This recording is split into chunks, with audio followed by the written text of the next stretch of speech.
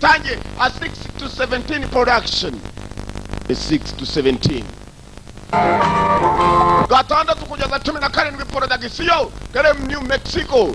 Christmas Eve wari umunsi wa Noheli. Abantu bya Noheli barabitaka cyane cyane ibihugu bya ngorofoni. Bataka Noheli shawo.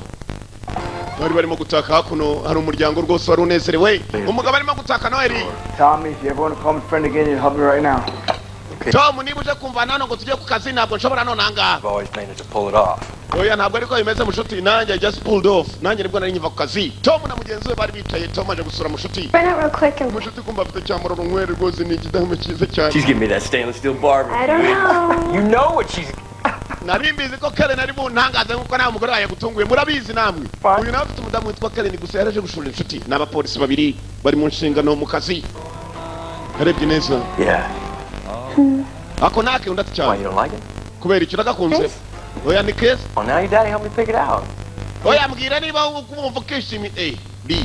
Rashaka kumera umugore dutangaza triple play. Ugore marashaka ikisha. Uzi ko ushobora kumuha umudari ugashiduka nawe urakuzaniye inuza. Isaha cyangwa bote cyangwa amasogisi yo kwambika bote. Akwiyamye sha. Baraganiraga. Then your gift for me better be really good. It is. I maxed out your card. Ortiz, ndacheki chakura You kirateguye. hear that? Umeze neza Tom? Yeah. Between an ex-wife and a teenage daughter, you wonder why I'm broke all the time? Well, I'm starting to figure it out, I'll tell you that much. When are you guys gonna have kids? Well, you know what? It might be sooner than you think.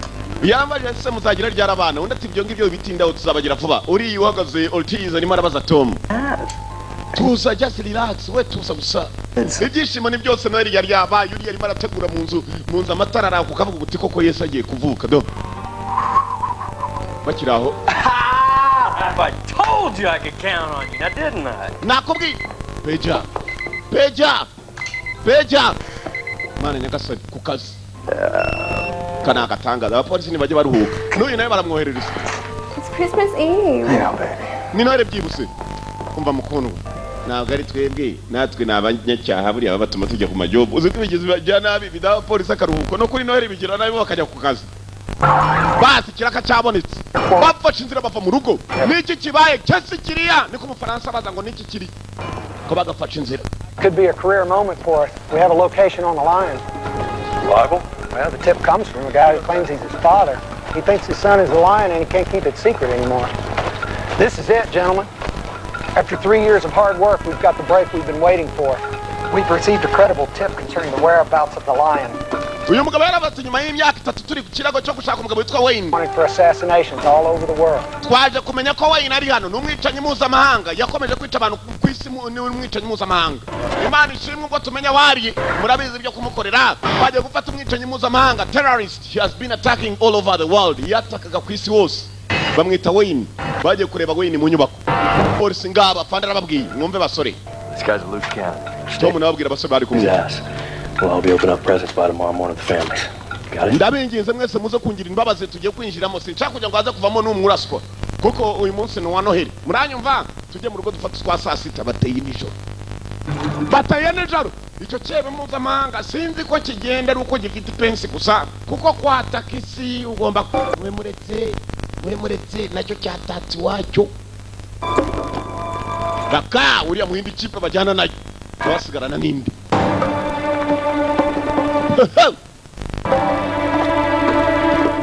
Cyebe mpuzamahanga international terrorist.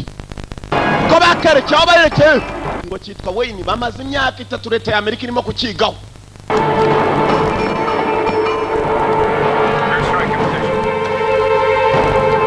Bavuye muri Noheli police nibikoresho we bamaye na bulletproof vest antibar.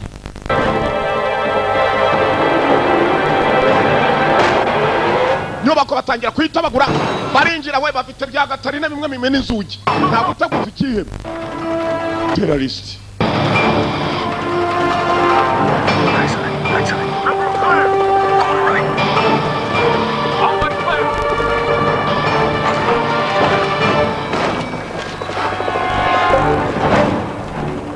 Left for living room. Living room and kitchen secure. 10-3 in the air. Tell me get down to the basement now. Coming now. baramuhamagaye Tom araho bari bamaze kuvumbura Tom twabonye ngira ngo aho ugomba kuza Otis aramuhamagaye mugenzi we umunya Mexico wibera muri Amerika bari mu Rwanda New Mexico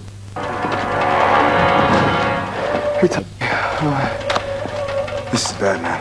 mwana ni bibi it's bad man ibi ngibi ni bibi mwana Tom agiye kwerekera usangana umudamu Stop. Tom Like a perimeter, man. It's like 20 pounds C4. mugabo yateze icyumba cyose za C4 ni bisasu nyewe sasu telefoni yaririye neza uruhande rwa wa mudamu byo mu bwoko bwa C4 umva amagambo hano muri yangana ko arazamo za pose ikebe kiravuga Detective Armstrong. Who is this? ninde Do not speak until you're asked a specific question, at which point you will simply say yes or no. I need a trip. ntabwo wambaza kereka nkubajije ukemera yego cyangwa hoya Confirm immediately. Copy.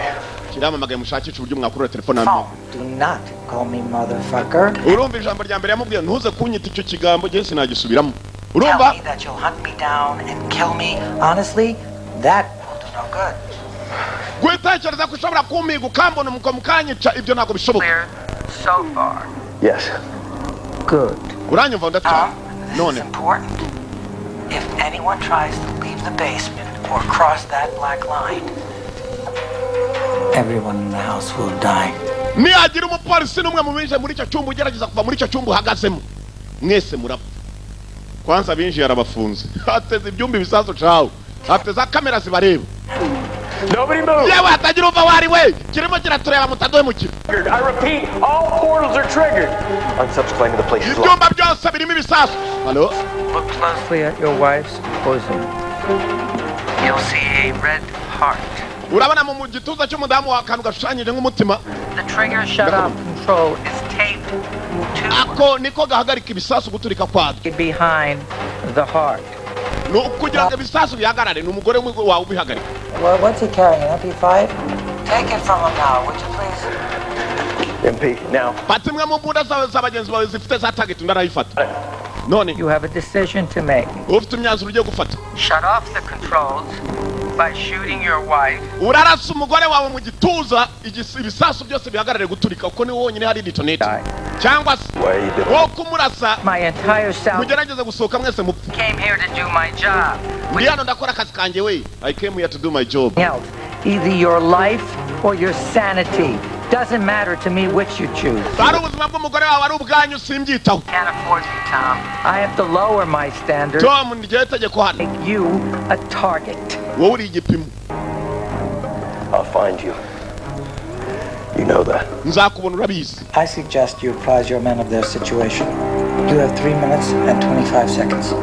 Jesus, Tom, please. ufite iminota 2 n'amasegonda 15 2 minutes and 15 seconds nako n'amasegonda 15 Yeah, talk to me. This is the first time. akubwira ibiki uwo mugabo ra The C4 shut-off switch is a glass tube taped to Kelly's chest. What the fuck does that mean?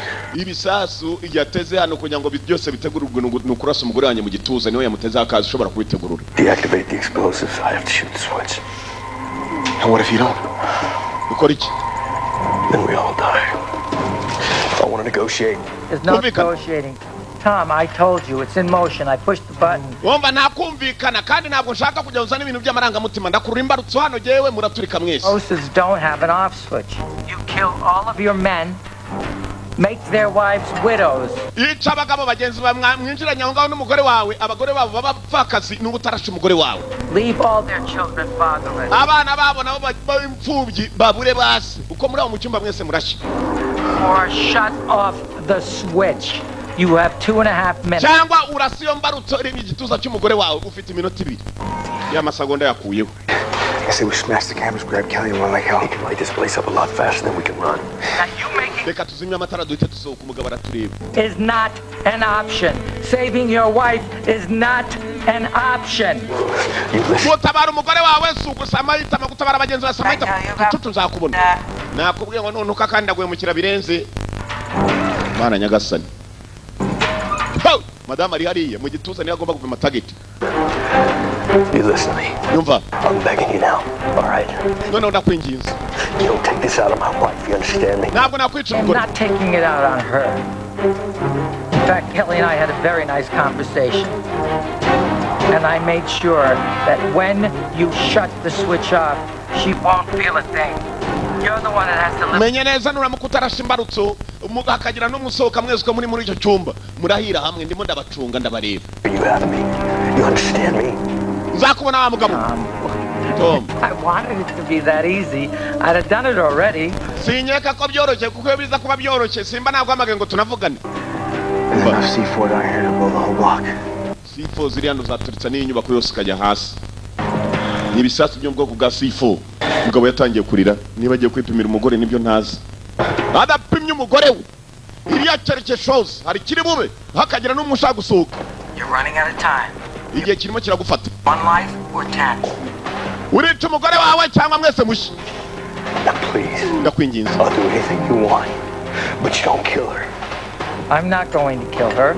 You are. Ntiwaheretse kunyicira umugore ntabwo ari gihe ugiye kumwica ni wowe.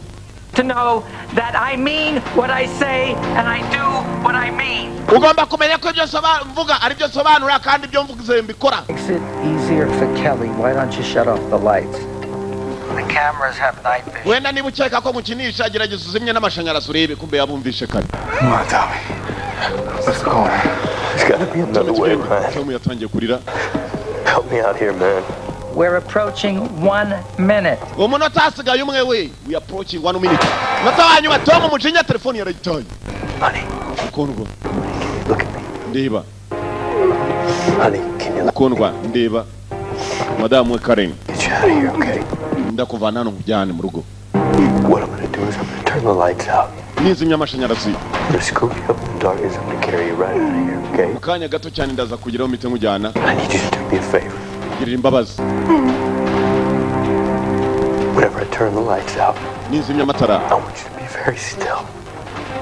Okay? Can you do that? Ugume uhagaze wemye gusa ntugire ikibazo wabikora undi ati cyane. What's up, baby? Ntugire ikibazo mukundwa. Umugabo gusa yabivugaga sa yewe. Ndagukunda arasa n'uwenda kurira sinzi niba sinzi imyanzuro agiye gufata. Rwari rwamushyize kwisuzuma. Rimwe.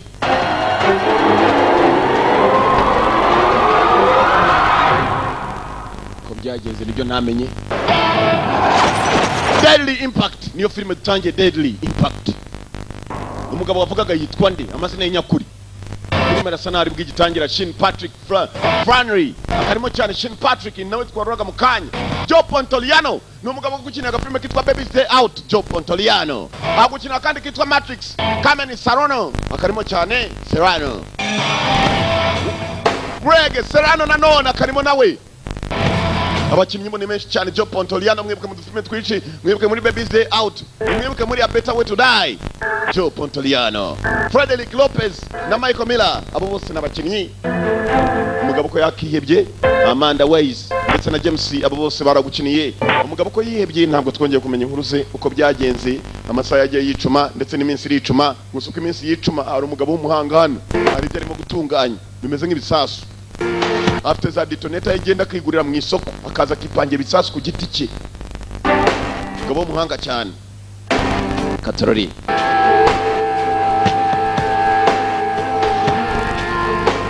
Mugabo w'umuhanga cyane. Imbunda akoresheje kandi nta polisi kumufata kuko ibikumwe arabihanagura. Agiye kwerekana ni muri Thailand.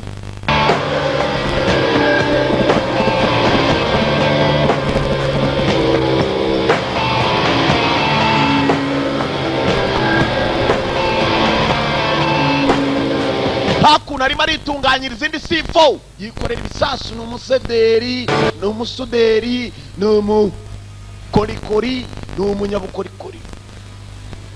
Ntabwo ari umukonikoni abakonikona bari abarozi. Uyu ni umugome ariko uzi umuntu kwica nimbe n'umurozi arakuruga ntuzanamumenye aguteza shitani nkuru nyama y'urutu.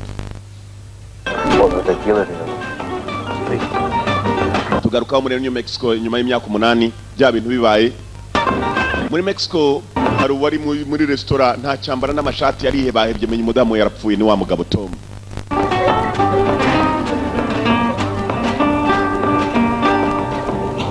Yo le pregunté a Cupido que con cuántas se contenta, que con cuántas se contenta. Yo le pregunté a Cupido y me contestó al riquito. Ni cuentas son tantas de que he tenido, que te he perdido la cuenta. Ay, Cupido. uko umugabo yakicaye muri restaurant yakomeje gucunga ku ruhande hari umukobwa wari uhari ntacyo arimo gufata kandi nawe ujya mu kabari ntacyo agiye ajyanywe n'ubusa iyo uzi ngo urumumira busa ntujya mu tubari.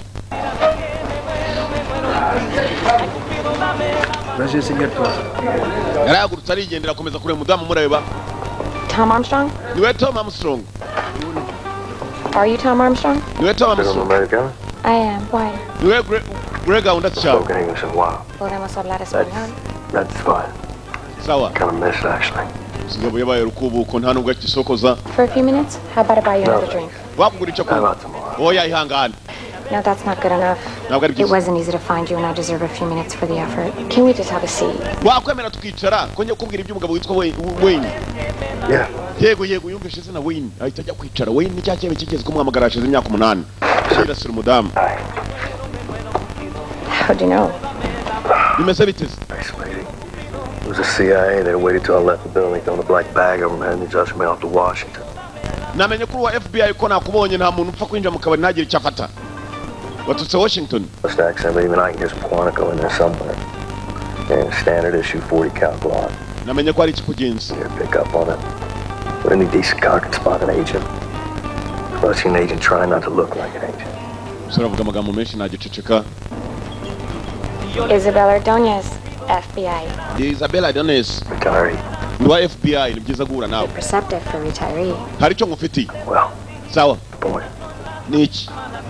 I was hoping that you could just listen to this. Whoa. hari wakumva ibi yewe Anything about help? ntabwo ngishaka gukora All I n'abapolisi. need is a few seconds for you to listen to it. mbabarira muri segonda make byumva. It's taken me a while here, but I finally found it. nta makuru ya FBI Got sica. it, and it'll take all of 2 minutes. It won't take 2 iminota minutes. mike I'm not going to leave. This is important. ibi bintu ni ingenzi nibyo byanzanye. The lion is back in Albuquerque. Wayne yagarutse muri Habakuki. wa mugabo cya kihe cyagarutse mu rwa Habakuki. You get it? We're close. mwabimenye mute undi ati twari hafi kumufata. Intercepted a cell phone call he made to an associate. Habakuki yahamagaye ku biro byacu tuza gufata amajwi ariko ntabwo tuzi ngo niba arayi. And him. wakwemera ukicara niwe wenyine wumvisha amajwi ye. gwiki umusore arongera aricara niwe wenyine usa amajwi ya Wayne kuko bavuganye kuri telefone. Opportunity we have at the Karam Club Saturday, 8 o'clock sharp. tuzahure kwa gatandatu Car, storage rental, and explosives. saa 2 top uzanye ibiturika uzane n'imodoka. Get out. ngomba kwinjira muri Colombia nkanasohoka. You're sure? uravugisha ukuri? Yeah. yego niwe. it's him. hashize imyaka 8 aribuka ijwi rye. The judge just needs a reason to issue a warrant. akira uramutse wemeye gukorana natwe rero. We'd like to have you come back to Albuquerque. uza kuzaze mu mujyi wa Habakuki niho ngiye gukorera ngo umupolisi wankwana na FBI. Your role would be strictly as a consultant. tuzemera winjire mu gipolisi ukorane n'abapolisi ariko uzakorana n'abapolisi nk'umujyanama w'abapolisi kuko icyo kibe niwe wacumvishijwe wenyine. abapolisi bazi izina gusa Wayne nta n'uzi izina ryacyo rya nyaryo. hanyuma ikindi bakiziho ni uko bazi ko uyu musore wavuganye nacyo ijwi bafashe babanje kuza kumubaza aho yibereye mu kabari. asigaye yarabaye umusinzi wayo ni bwadira iki jya mbere kuri iyi duniya y'Imana ateze Yesu amaso gusa azamwijyanira. yirirwa mu bisengeri. umusore amaze kubona kobwa amaze kumwerezaho amubwiye ko ikiyebe kije mu mujyi wa Habakuki nta kindi yakoze. batangira kuba baramaka byeri hano nta nubwo ari byeri zisanzwe bamusukira rikeri. zirasindisha sha ziriya ziramena urazikubita zikagukubita. biba forofu nako kimwe asukayo. koze yavuye muri New Mexico ahita yinjira muri Habakuki gusa yihebye yatangiye no kurira mu kabari. nguwo amaje kwinjira umujyi yumvishe ko ikiyebe cyaje muri uyu mujyi ntabwo akizi isura icyazi ni ishusho yacu. kubaza ishusho yacu iki kiyebe ni hatari we ntabwo ari bya bindi by'imikino rwiheba rukanagaragaza n'urusura rwarwo. iki cyagiye kure umupolisi ukiza ijwi gusa n'abaturage na n'umwe ukizi gusa cyo kiratega ubundi yaho giteze kigahamagara mutabyemera. muri Habakuki barakwereka polisi kazi n'uwa FBI yari yambaye nk'abandi bose bajya mu birori mu kabyiniro. ngabo muri Parama barimo gucinya akadiho k'umukobwa uko bacinya akadiho akuta abakobwa basiga ku munwa we yari yazaniyemo kamera atangira gufotora buri muntu wese wari mu kabari arebe ko cyakiyebe yakibonamo mu kabari. kumujyi umwe kumva ko cyaciye barimo kugishaka umukobwa ari benshi barimo kwinjira bagiye kwibyinira dore n'undi musore nguriya mwiza cyane wa Yanga nawe agiye kujya kubyina aho yari agiye kubyinira hafi aho hari imodoka yari ije guparika kuri ka kabari imodoka ni nziza dore ngizo nizo mu bitabo ni nk'iya Yanga hari ikigabo cyaciyeho gifite igikapu uyu mugabo aragiye mwibuka mu gafilime kitwa Matrix bamwita Joe Pontoliano umwibuka muri Better Way to Die Joe Pontoliano muri A Better Way to Die yari afite akaboko kamwe nguyu umwibuka mu kandi gafilime kitwa Baby's Day Out akana kagahinja rwose umugabo yari hano Joe Pontoliano bana b'imbunda y'abasniper Rapimande uwo ni nawe mugabo cyaje wavugaga kuri telefone je namubonye iminwa n'ubu ndayibonye niwe simbabesha n'ukuri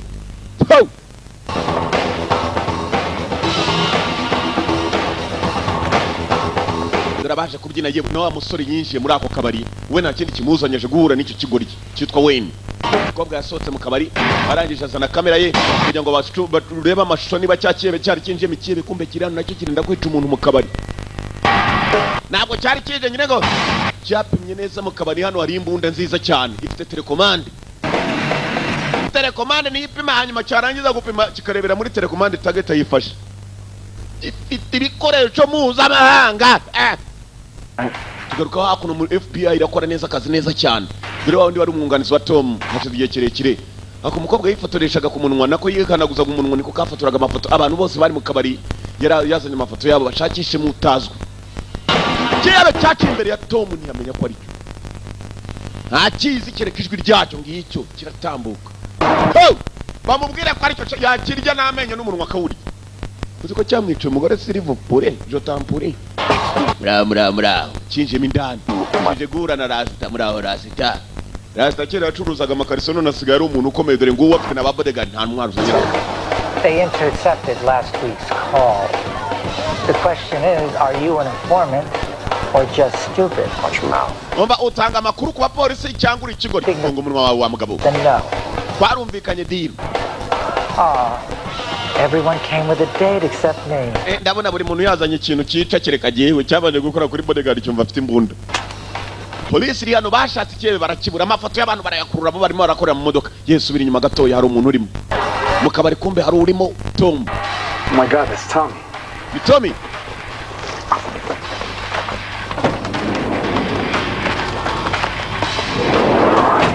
You really starting to piss me off, you know that? Hey, I wouldn't want to do that.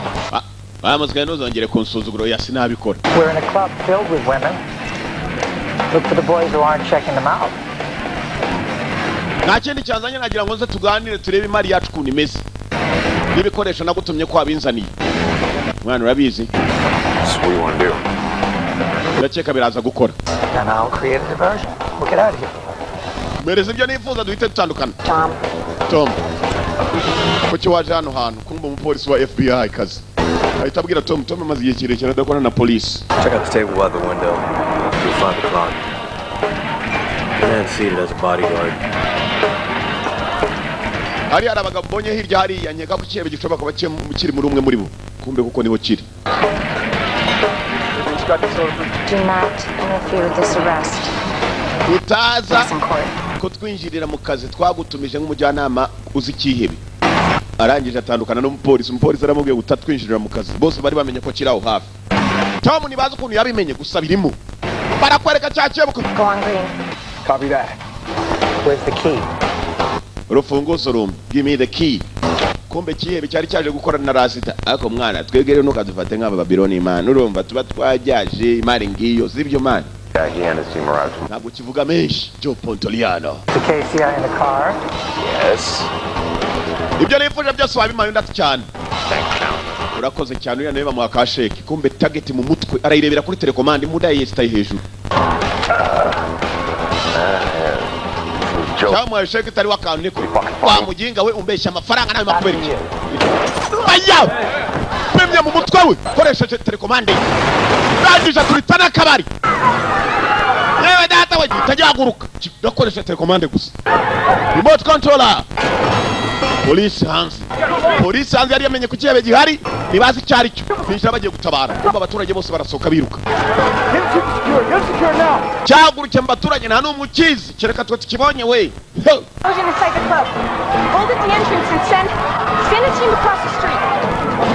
hatagira umuturage ukata umuhanda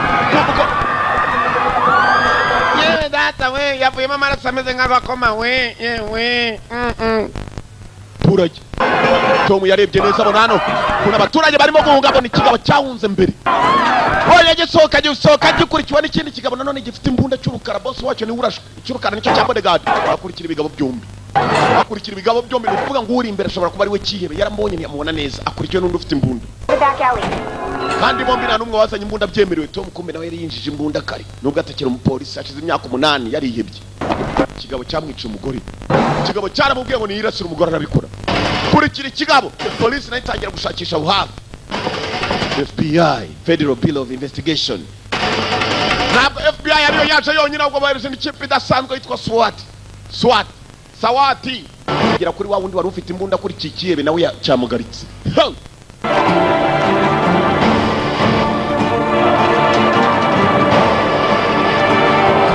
sasa rero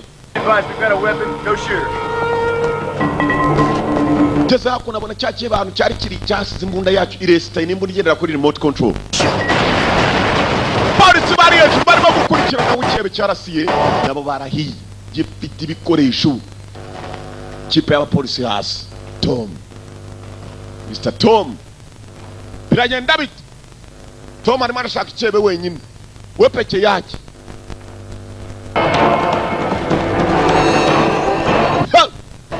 barimo kugishaka abona imodoka iparitse iraka amatara ntigenda ninde uyirimo turebe nicyo cyatuzinduye ayanyu ashiremo neza naje kuyarya ntabwo ari ukuvuga ngo nimugomba kureba kumbe kirimo indani cyabonye Tom muri televiziyo aje kiramuha nawaragira dore amasasu hejuru yacyo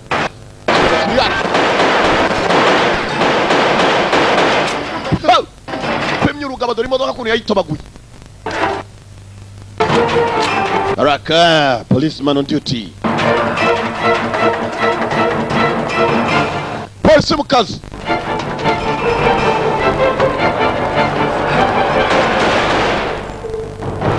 yongeramo irindi sasu rimwe cyavuye kuri moto kare maye ntabwo akizi isura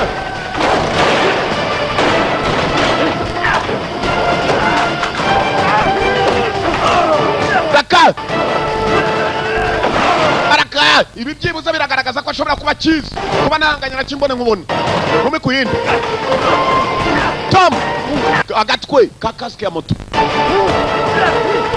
Tom kiramuha Joe Pontoliano kiramuha What the fuck are you doing here? I gave you a chance. Why did you come back? Nagwa amahirwe akigoryi ushaka wice uko cyugaruka. Now I'm gonna kill you. Nitegereje cyo kurangiza wa kigoryi kigiye kumutera icyuma kumbe. Polisi yari shituriki yaramwongera gicaho. Cyaramwongeye gicaho. Stay where you are. Nuva uri wa muswa we. Ari ndije yaryaje. Stay where you are. Rimubwira kutava wari. Nawatunga cyakera imbunda. Kinjemo hano indani. Nuva uri cyangwa ngupime sengozi wa mugabo we uyu numupolisi mushya nabwo azi Tom amaze imyaka 8 yaravuye mu kazi funga umudamu sinakwizera igihe cyose akiraho kandi yumva indi motiratse basi yamuciyeho mutareba umupolisi sasa wa fake nguyu aho gupima ikihebe yifatiye mwene wabo request assistance mbonye ikihebe ndakibonye gifite n'imbunda over nimuza tugikurure over muzana n'amapingu menshi harimo n'iminyururu nk'iyimbwa behind your head no FBI mabaka nyuma y'umutwe we cyamubujije kuvuga agiye kukibwira ngo ikihebe ngikiriya kiramubwira ngo ntiwongere no guhumeka beri ya mbere ni mwiperereza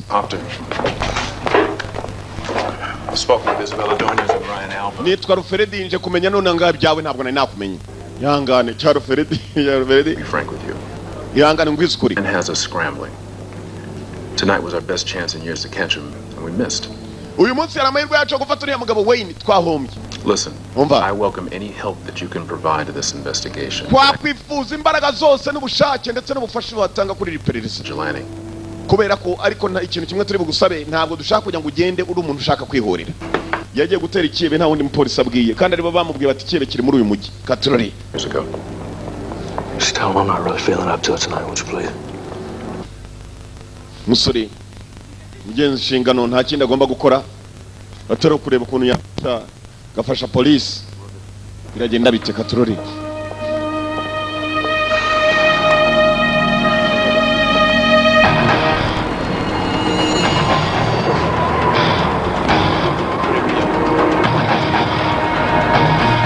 Kwereka hakuno ko polisi yarimo kukigaho ikigabo.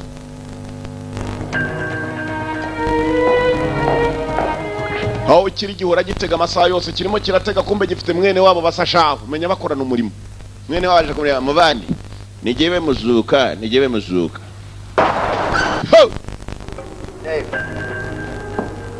Yewe. Bite mubandi. I thought we closed Panama. The case is closed when it's finished. That's what. Nabo kurikiranye muri Panama ikirego twakivuye ahubwo nje kuba kandi kazi. This is going to generate a good deal of attention. So, do it, Casper, once it's over. Mwakire passport zanyu akazi karangiye. Tujye gukora akazi gahambaye.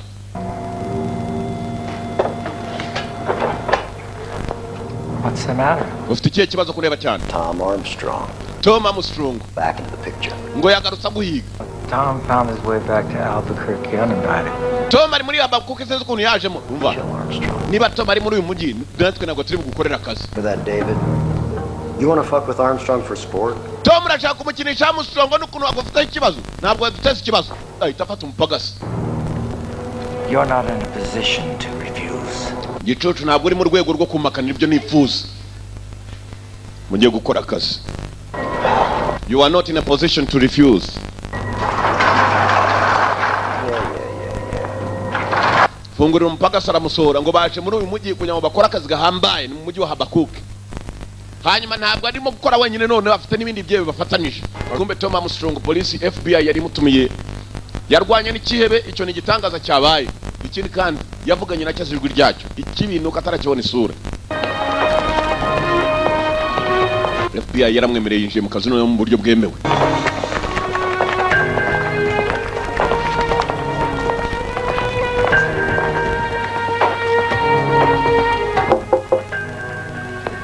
Come on in. Injirira. On my home away from home. Well, looks like he's been traveling the world enjoying himself, doesn't it? Looks that way. I remember that case, but I don't think that was a lion. We were actually able to rule out his presence in India, so... We ruled it back in. It's been a while since you've been updated. Why don't we have a seat? Get started. Yeah. Ikihebe gitangaje cyacyo polisi iragikurikirana. Polisi yagikurikirana baramenya ahantu cyose cyagize gitera gusa igitangaje ntabwo bamenya n'igihe kingana cy'icyahamaraga. You saw the bodyguard enter the alley and you followed him. Then you found him dead with his throat slit. Was there anything else? Approached the van. It was fired on. Tom yatangiye gusobanura ibintu yabonye. Cyaje asohoka yasanze imodoka iranga ideparitse gusa yabanje kubona umurambo. Mu modoka amenya ko ari mu kihebe. Wabimenye ute? Ntabwo nigeze mbaza. Kugira ngo bamukoreshe neza abandi ba FBI ntabwo bamwiseye neza ku buryo babanje kumubaza ibyagiye ahura nabyo. Ikihebe kumbe kiri hakuno kirimo kiritegura kirihindura amasura buri uko bishoboka ndetse n'uburyo bushoboka. Icyo kidashobora guhindura nijwe. Barakwereka kirangije guhindura isura cyaje hakuno kijya mu hoteli nimo cyasabye akazi. Yes, sir. What's your name? Carl Short. Witwane nitwa Carl Nyakubahwa. Oh, I've been here 2 weeks because... Hashize ibyumweru bibiri mari kumbe ni ruku. Rwari kwiyoberanye none urimo urakora mu hoteli ikomeye cyane. Watch what you're doing. Yes, sir. Utunganwe n'ibyo ukora yego Nyakubahwa munyihanganira kabisa. Just get it cleaned up. Yes. Ngaho komeza wanagure yego Nyakubahwa manager w'ihoteli ni muzenzukira rwose arabyibuhijwe n'ibituzi by'ihoteli. Kumbe ikirere kiri hano. Cyarabanje gipfuka amazuru kirangije gifata kabido karimo ibintu niba ari ibiki. Kiramena ahantu hose cyo kipfutsa amazuru. Cyahinduye isura. Oh, Jesus, Carl, what is that smell? Carl, wani munuko nyabaki wa muswa we? Animal mean anything to you? Just that he mentioned it in a taped phone message. We looked into it, but it didn't connect with anything. Why? polisi yakomeje gukurikirana bakurikije ubutumwa cyohereje n'amajwi gusa cyohereje ku majwi He targeted me. ntago bashobora kuba bamenye isura yacyo site Trip here 8 years ago. bakita Wayne ariko kiyita amazina yacyo nyakuri ntabwo kijya kiyatanga Katorori. Might have been intentional. You're not investigating him. He's leading you into some kind of a maze. You want to find out what he wants you to find out. Bumva ntabwo apfa gukora iperereza ku muntu nk'uyu nguyu utazi ikiruta nuko twamukora iperereza dushoboye kuba twanamumenya ubu turwane no kumenya isura ye. Isura ntabwo byoroshye na Tomaje. Twaro genda bwahano virano. Let me make him up to you.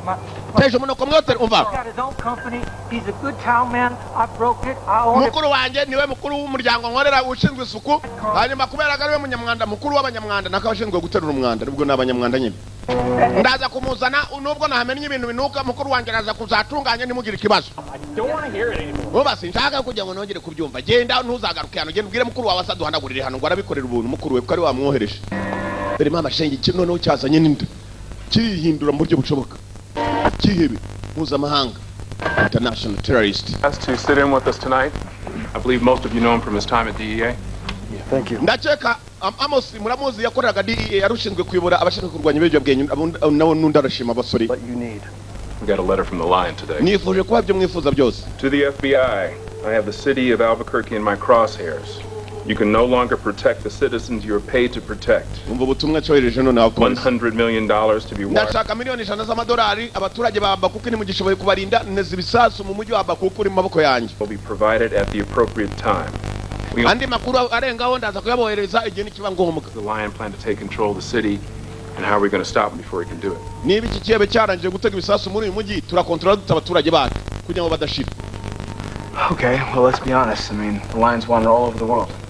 What's he doing back in Albuquerque? That's where we should start. I agree with 3 of the assassinations, but 2 of the others just don't fully. Iki kibe nari nyize kujya kwica umuntu kitumye ngo umuntu runaka none ntabwo byumvikana ukuntu cyatangiye gutega abantu benshi cyateza umujyi wa Abakuki niko kibabwiye ngo cyateza ibisasu mu mujyi hose nka Abakuki. 3 of those examples, there was 2 goals achieved. Police El Salvador's removal of a high-ranking official that allowed for corrupt replacement also brought down a fairly significant roadblock.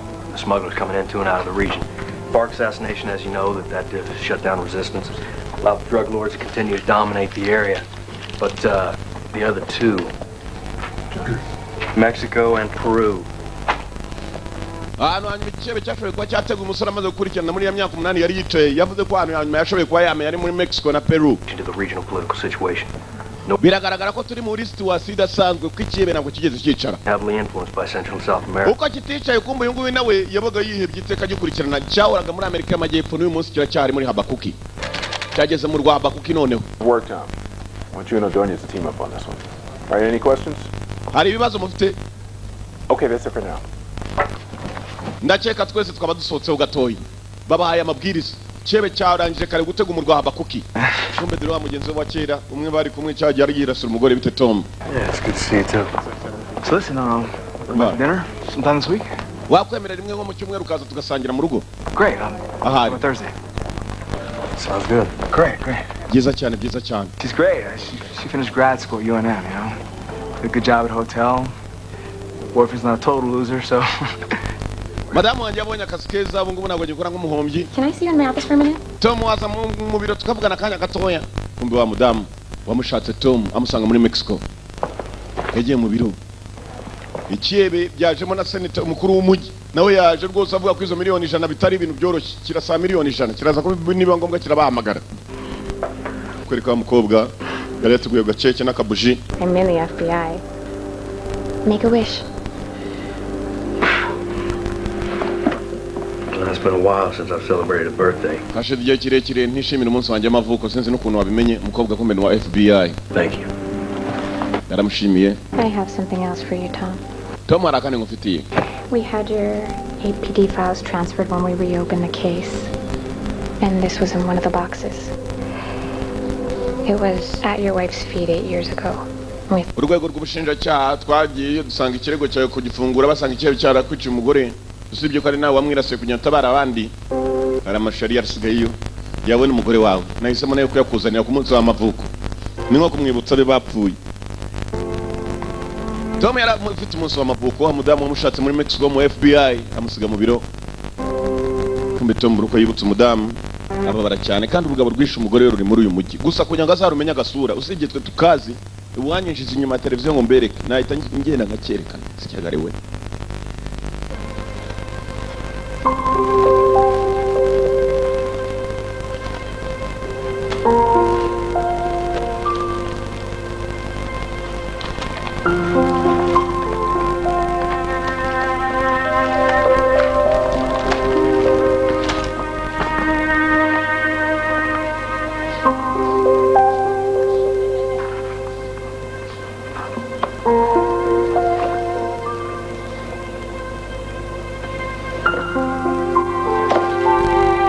rebye umugore we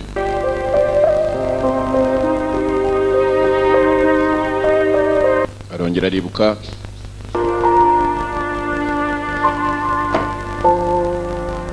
uruko yibutsa ararira birababaje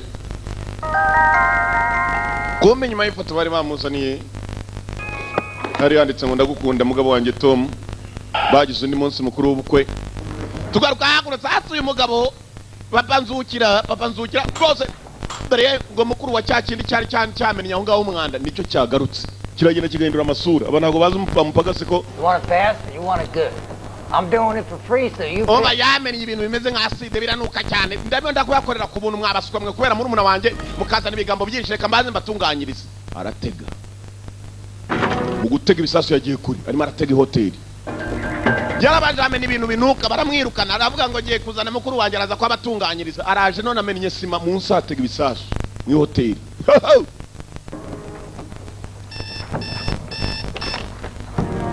Tom bamutugaruraho tuvuye kuri cya kindi hoteli noneho kiteze ku mugaragaro bose babireba nanjye nabibonye we dore ko polisi iperereza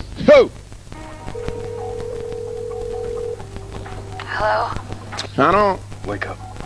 I just thought of something. Haguruka icyo mbonye. I think you may be looking at the office tenants the wrong way. Everyone checked out. It's a dead end, Tom. He's good at stealing identities. The names may check out, but I want you to look at the faces. What employee there would go unnoticed? Okay. I'll meet you at the office. Ikiye bari ikintu mugomba kumenya ubyanze bikunze kirihindagura. Sato ndaje tubiganire ukumva ko yakabivuze koko kirahinduka ngiki hakuno kiranje gutega dore sima cyayishujeho na ntuza hejuru. No, it's from Carl. He's still a little embarrassed. Where's mwana wa ndumva hatakinuka kabisa rwose kirimo cyagenda ugikarume rero ugikarume rwose. Nice job. Koza kazi keza. Nice job. Ngo agenda karume muri umunawe. Undava ku ijob kumbe ko kabakoreye akazi. Filimu zikwari bw'igitangira we ubu noneho ndahugutse tugiye gukomeza.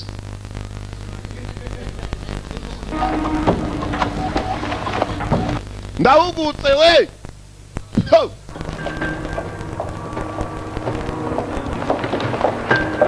Hey there. Good news? Could be. Sterling Cleaning Service rotates a night crew, and the guy that was supposed to clean the Carom Club on Saturday night didn't show. Hobbs is checking with APD for a name. Umunsi kinjira muri biro hari hakoze Ortiz n'ikipe y'ishuri. I'm fine. Ntabwo nari mari. So you normally have this many heavy hitters in the same building? No. ATF and LEU move in today as part of a line task. Hari abandi wabuzi bari ku kirego cy'ikihebe undi ati ni ETF, FBI ndetse na SWAT, Special Weapons and Tactics. Niko abakomando babita ni SWAT n'abashinzwe gutabara biri ngombwa. ATF na irimo Anti-Terror Force bashinzwe kurwanya ibyihebe. They got an address for the janitor for the office building. The guy's name's Carl Mosler. I want you and Tom to go check it out. I'll get on this. Twaje kuvumbura hari hotel twavumbuye ngo hari umuntu wagiye ku The line wants us to wire the money to him, so our C-Tech department is designing a web page to handle the transfer. Watekereza ko gishobora kuba cyatega amahoteli kiragenda kikubira ahantu hashobora kuhaboneka abantu menshi. The web address. Miliyoni kirimo gusaba. Different banks, they all run through this address just with different faces. Dufite za banka zirenze ijana hano muri computer yacu. No kuvuga aho cyatubwira ngo dushyira amafaranga kikatubwira konte yacu. Byaba byoroshye kugira ngo tube twakurura umunsi cyagezeyo kuba twanakimenya tukagifata. Murakeka kirabikora se? About tomorrow. Where are you with the investigation? Iperereza ryanyu rigeze. About it. Nyakuba turi mu iperereza rikomeye cyane uyu mukuru w'umujyi. $100 million? Miliyoni 100 z'amadolari. You know we can't even get close to that amount. Nta nubwo icyo giciro tugifite muri uyu mujyi. Pay it. Urabizi na leta ya Amerika ko idashobora kwishyura ayo mafaranga byibuze. So How do we get around that? ibintu turabitunganya dute? Looking at every available option, sir. Nyakuba dutekereze uburyo bwose bushoboka. Missing cleaning crew member named Carl Mosler in the Karam Club bombing. Agents Adonis and Armstrong are on their way over there right now. Umukobwa Mel ndetse na Armstrong bari mu nzira bagiye kureba ahantu umugabo yishobora ko yarahamagariraga. Dukeka ko ariho yarari. Bagiye kureba niba koko kiye bariho cyari kiri. Kumva ko cyahamagaye kuri telefoni. Araho bakuriye gishoboka ko cyaravugiraga. Bajya mu karitsiye abaturage bahari ni mbarwa babarirwa ku ntoki. Dore imodoka ya mbere ngiriya undi atuye hakurya. Cyasize n'akamodoka muri iyo nyubako. Polisi babiri bajyayo. Tom nawe bamushubije imbunda bamuhaye n'akazi. Nababwiye ko mugutse we inyungu zanyu mugiye gutangira kuzibonera kuri inzu. Barakabarinjira kumbe dore kwinjira dore ku muryango ikintu kiriho. Ntacyo babonye. Oh God. Mana nyarase. Cyo niki kintu ukara. Call in forensics. Bajya ngo n'umurambo cyangwa ibirenge bya bwadiri. Agabanuka ibirenge byawe kanyo n'umupfura wo hafi. I need a full forensics team at location ASAP. Ko gatangira guhamagara kuri radio arangije isubiza mu ntuza hariya. Arongera arayibika. Bamaze kuvuga aho bari. Bageze mu ikika ngo barumva bananuka. Ziko hanuka guhera muri salo kugena no mu byumba. Wajya ngo warukoze ku muhumeka. Binjirayo.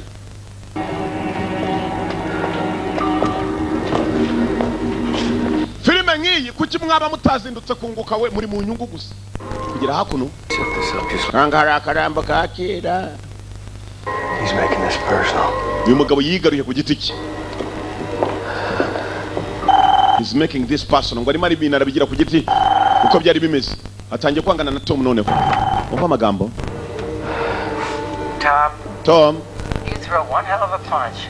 Usa none ingumi kumenya aho narindi. He won. I don't have a family, and sadly I'm not in love. Wumva nta muryango ngira kandi ikindi kibabaje ntabwo ndimo gukora nyine muri iyi minsi. Muraza guhiga benshi. For that kind of money. Bagicucu. Not the time frame you gave him. Nta faranga uri bubone. To fail. Uri hafi kunanirwa.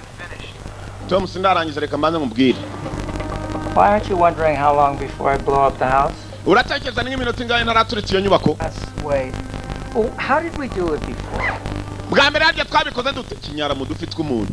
Cyaje mu rugo rwa Tom neza. Tom yagiye kugihiga nacyo kigiwe. Well, might be unfair to make you kill a woman. Then again, kana gatangaza. So come on, let's do it, Tom. Tubikore Tom. Shoot her. Get out of the house. Get out. Uwa nawe mwica. Soka mu nyubako. Soka hano. Let's just count down. No, that's not gonna happen. Ntabwo biri bwongere kuba. Come on, she's practically a stranger compared to your wife. Umva Tom. 9, 8, 7, 6, go! Kamubwira ko ngiye guturitsa rimwe kabiri gatatu kirabara. Punked you, Tom. Tom noneho ndakubeshye. Baketse ko nyubako kigiye kuyituritsa kumena ko kiturikije. Kiraseka kuri telefone naga telefone arakajugunya. Muswa ni hatari aramenya naho bari. Bataza aho ari. Muswa ni hatari. Umuswa kumbe ya hoteli yagiye gutunganya cyagihe akajyana n'utwa asiga mu hoteli mu ndabya arakara indabya asize arangije so yasiga telefone yarasoni.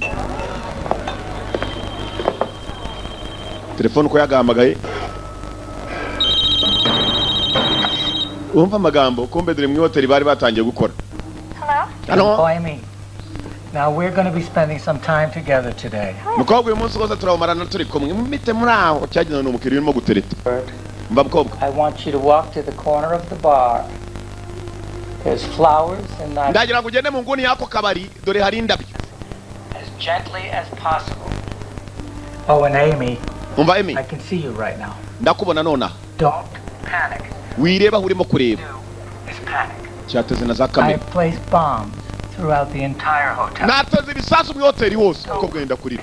Witinya. You do as I ask, I won't hurt you. Nuko ari byo ngubwiye sinkubabaza. Kiramubwira. Listen to me. Numva. Your customers will start to worry if you cry. Abakiriya banyu baragira ikibazo nutangira kurira. Fungura neza ndabyo zamure witonze. Iyo ni detonator na gaturitse. Will not explode unless I choose to detonate. Ntabwo kari buturike kereka misemo. Because they're pretty.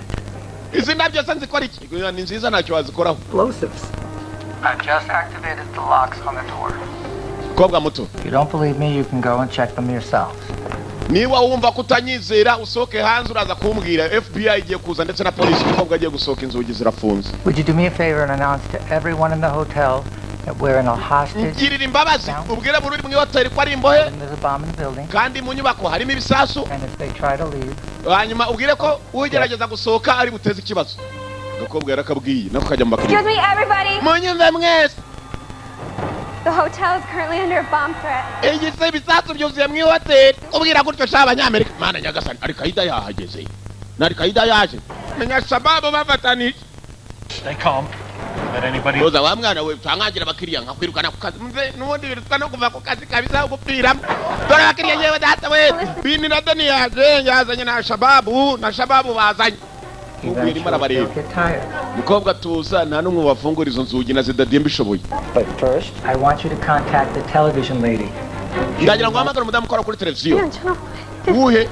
That's right. I like the idea of a pretty woman giving bad news. Ndagira ngo umudamu mwiza cyane ari uza gutanga amakuru yose nifuza. And that I personally requested her to cover it. Uwo mudamu muhamagare kuri telefone umubwire ko ku giti cyanjye ariye umubwiye ngo ndashaka ko yitangira ayo makuru. Thank you. Rakoze. We just received an anonymous tip about a possible car bomb at the Nativo Hotel. Nativo Hotel yitwa Nativo none atwakiriye inkuru igaragara ko ngo yatatswe n'ibyihebe. Ngwiki? Guess who's signed the cleaning team? Who? Carl Mosley. Shit. I just sent an officer over there. Let's go. Nanjye nari maze kubona amakuru hari icyo wagiye ngo kwatunganya witwa Carl. Ni umuntu wagiye gutunganya aho hantu muri hotel. Mukobwa moto komeza undebere polisi nihagira uze kumbwira. FBI. Cyane. For the FBI arrived. Nubona hari polisi yegereye iyo modoka uze kumbwira gusa. Kandi ndagucunze nukora amakosa kutambwira nawe ndakwereka. Umba abapolisi baraje na Tom arimo. Polisi yaraje neza yegereye ama Mercedes. Hari uhangeze. That fucking rookie. What the hell is he doing? Get away from the car! Party! Oh! Yeah, that ndi mona shirira muza we. Arimo gushirira. Barimo kumugira iboroshete. Explode. Arahiye. Yes, I think it killed a police officer. Yego menya mana nyagatari menya napfuye. Wana muto humura uwo yarashaje. Abana bato bari bupfe bangana nawe niba bari mu mbabazi. Should calm their nerves. Icyo mfite kukubwira nuko utabara gusa cyangwa se kwikanga. Arangije avayo hari wakomaga kukurugirwe n'ikihebe. Joe Pontoliano. Kombe rwa Bukamba niba yarayobye ajano ikihebe kiringire ngo ntahaze urimo amashenge rwa Bukamba. Afite inkokora shana amavi. Anybody home? Aruri mu rugo ra muze rwa Bukamba neza ni rwa Bukamba. Haruri mu rugo ra. Harasa nuzutse.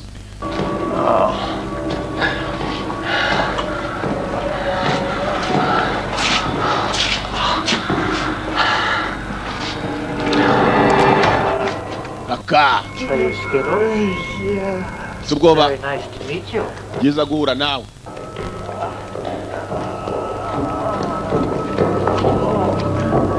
Rwa Bukamba ko bakamuzanye ntashobora kuzamura akabuka iby'ibigabo bifite imbunda arabizi. Sutama mose. Se wa mwana we uri muramara iki koko wa mwana kumbe birangana. No, please don't kill me. Nakwinjiza mwenyica mfite abana mfite nabuzukuru busa nabamase genda. Hey, cheese. Afotora Rwa Bukamba. Hi, is this your informant? See you soon. Are you afraid of me? Wangira imbabazi zimbwire ndaziguha. Then nothing will happen to you. Everything you need is on that card. Ibyo ukeneye byose biri hariya muri iriya ntuzo. In that card. Ni ameze nkaho ari mukamubiko. Genda ukuremo. Ahita asohoka. Nawe yamufashije nyirenga ibyo wamufashije. Rwa Bukamba ko yakirukanze. Hi, Amy, I'm back. Emily nagarutse. Regan is here. You've done everything I've asked. Wakoze ibyo nifuza byose. Get the phone to Miss Mulligan. You get out of there as fast as you can. So kanono mwimbo aho ngaho muri iyo nyubako vuba byihutirwa ushyire wa mudamu umunyamakuru Mulligan iyo telefone. You still have much to contribute to the world. Uracyari umwana isi iracyagukeneye wenda kubabariye soka atagira ndiri gusohokana nawe. Mana nyagasani agatangaza je kabaye bamamagayana. Wanyimamagaye ngo ni ikihebe. Noneho ngo cyateza abantu. Abanyamakuru twebwe nkatwe dukwiye namwe ngo nyiguhe. A I've just been given a cell phone. Muraka kanya bamaye telefone bantu bareba televiziyo yanyu ni televiziyo yanyu tuhari ku bwanyu namwe mukaka ku bwacu ubu none abarambwiye kukiye nicyo kinyohereje telefone irasona. Hello. Hello. Hello, Miss Mulligan. Madam Mulligan. Bakiraho FBI. We can't allow this to be broadcast. Ntabwo twakwemera ni bateze n'abaturage kugira ngo bijye mu makuru none angaha bijye mu itangazamakuru. We aren't negotiating. I'm telling you what to do. We ntabwo mwumvikana nanjye ndabwira icyo gukora mwa polisi mwe ntabwo mujya mwumva. Rig the hotel with enough explosive to destroy the city block. You do as I instruct. Nije wataze mugi hanyuma nije wataze mu hotel murakora ibyo mbahitishamo. The families of the victims know their loved ones died in vain because special agent and ndashaka kujya mumenyesha abaturage bose b'umugi bene wabo bapfuye barengana ko polisi tashoboye kubarinda n'abakuru b'umugi ngaho telefone yisubiza uwo munyamakuru kazi. Hari Nyagasani. Thank you. Murakoze cyane mureke ngiye nitangariza amakuru umunanye mbonye ijobo abanyamakuru cyayo babonye urugamba. Tell me what's going to happen to the hostages. Kibe ngo kigiye kumbwira ibigiye kuba kumboye. Miss Mulligan. Madam Mulligan. Do not lump me into that crowd. I'm a thief. Mu baturage ngo ndikihebe genda umujura. Don't call me a terrorist, I'm a thief. Ngo wingira ikihebe genda umujura. Julie, do me a favor. Mwihangane abaturage bareba televiziyo yacu aranyibwiriye ngo si umwicanya ahubwo ni umujura ntabwo ari ikihebe. Say bad words. Come on, Julie, put him on. Telefoni bayiha Tom. Bogishaka niwe Tom. What is it like sitting there knowing that all those innocent people are about to die? Tom, bimera bite wicaye ngaho uri cyangwa swagaza ukumva abaturage bose ko bagiye gupfa. I'm going to put that hotel into orbit. Iyo hotel ngiye kuyigira nka kaskereti bayekenye mu menyo. Tom yanze kwitaba. Avuga. Detective? I heard it. Afan. Yeah. Karame. The money's ready to be wired. We have a webpage set up for you to verify. You know that webpage is a dummy. And the moment that I log on, the feds will trace my location. Do these guys have any intention of wiring the money? Tom, urabizi neza. I can't speak. Kuba mpamagaye kuri iyo telefoni ndabizi mwatangiye kurura aho wondi. So, answer the question. Subiza ikibazo amafaranga barayama. The FBI cannot negotiate the terms that you are demanding. Ntabwo yakumvikana n'ibyihebe. However open. Hari byinshi bagomba kubanza kwiga mu kugwa ayo mafaranga. Don't do all. Tom, ntabwo bari buyame ndabyumva. The FBI needs to understand how fucking serious I am. FBI igiye kumenya noneho ko ndi seriye muri aka kanya kandi. Hanyuma kandi nibigarukiraho. Hano ntanga yawe makuru se kandi komeza je ubwire abaturage barandeba abaturage mu ndeba kuri televiziyo yanyu ndahagaze nta kindi kimagaritse nakazi. Yes, this is the biggest break of your career. Now, I'll contact the FBI in 48 hours to give them a chance to wire the money. FBI nyisaha ya masaha 48 48 hours. Kuba bakwisubiraho kuko ngiye kubereka ikindi kigo. And because of this inconvenience, kubera uko kutumvikana $1 million. ngiye kubereka ko ndi seri ndashaka none $200,000 yari yasabye ijana. FBI ngo agiye kuyikigwa yewe. Today's the lesson. Arambwiye rwose abaturage mu bandeba kuri telefoni ngo none harasa $200,000 amasaha 48 ubwo ni iminsi 2. I caused this building to explode. Abaskware kambere kako ndi seri ye. The FBI caused the hotel to FBI byose nibiteye. Ngabageze hejuru. Yaka Jopontoliano. Ho! Wareba hakurya y'hotel iri. Yarayihaye n'abaturage barimo. Nta mikino no masi. Yeah. Nta mikino. Hotel. I'm not going to kill her. You are. Tom yatangiye kwibuka aho yarari n'umwe mu bakize ngo ubona bari mu bitaro. Ho! Cyaraturikije shaho. Dore abakize yewe bacitse ku gisasu abandi bacika ku macumu n'imyambi bacitse ku gisasu. Hey, you've been sleeping for 19 straight hours. I was worried. Yewe wari uryamye amasaha ashize ari 19 udakanguka nari mfite ikibazo wari uri muri koma tarevu. Yari yamanutse muri koma. He's fine. He's got a few cuts and bruises. Harundi yamubajije aramubwira ngo afite ibikomere bikeya few cuts and bruises. When I was making out of the hotel? Mu hotel arabandi bavuyemo. No, oya. Abari mu hotel bose baciyo. Ugabo nta mikino rufite. I don't think I could do this anymore. Sinyeka ko nakomeza ndo umupolisi na rimwe. I hesitate. Mubwije ukuri. Don't trust my instincts. Ntabwo jewe nshoboye kugira icyo nakwimarira. I can't trust my instincts. Kuba ntacyo ushoboye ntacyo umutima wawe namukubwira kizima. Everybody at the hotel. nageze ku hoteli iraturika. It's because of what I do. Umugore wanjye yarapfuye nanjye bamwirashyiye cyebe kintegetse ntacyo mfite nakora. She worked 2 jobs. When I was at the academy, make ends meet. She was one thing I was. Ngiye kubivamo iki cyebe agiye kureka kugihiga ko mu mukobwa arumva. Really mattered. Ntacyo nakora.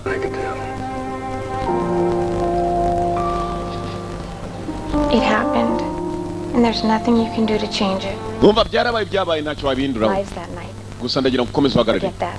Bitekerezeho. And now you have the opportunity to make things as right as they can be. Ufite amahirwe yo kugira icyo uhindura. I'm not doing this without you, Tom. Ntacyo nakora atari kumwe Tom. The beginning, and you should be there at the end.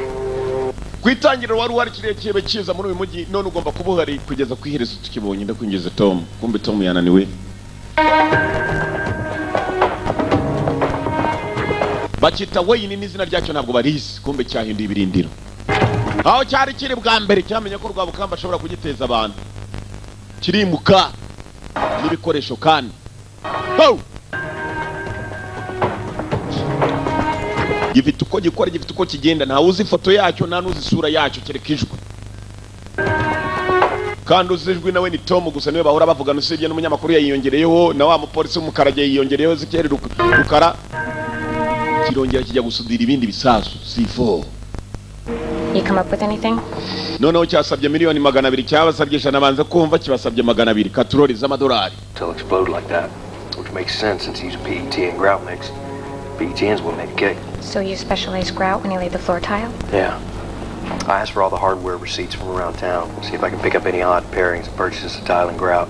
It's going to take me a few days to get all the receipts back, but I do have one receipt from Rack's hardware store that is interesting. What they did is they isolated it down to the amount of tile and grout they take to cover the floor. Then they divided that into 2 categories. Those paid by credit card, those paid by cash. How many paid with cash? For that amount of tile and grout in the last month, 14.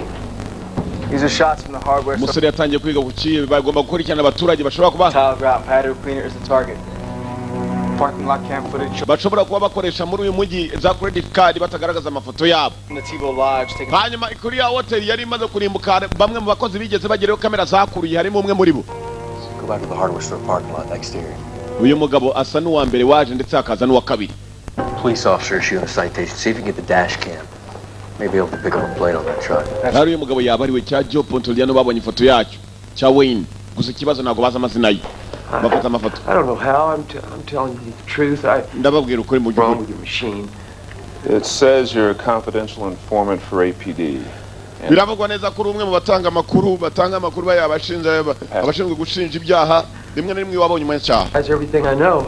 Mabwiye ibyo nzi jewe. A real psycho case. Umugabo yaraje ameze nk'umusazi. He offered me a job. Amakazi amijobu.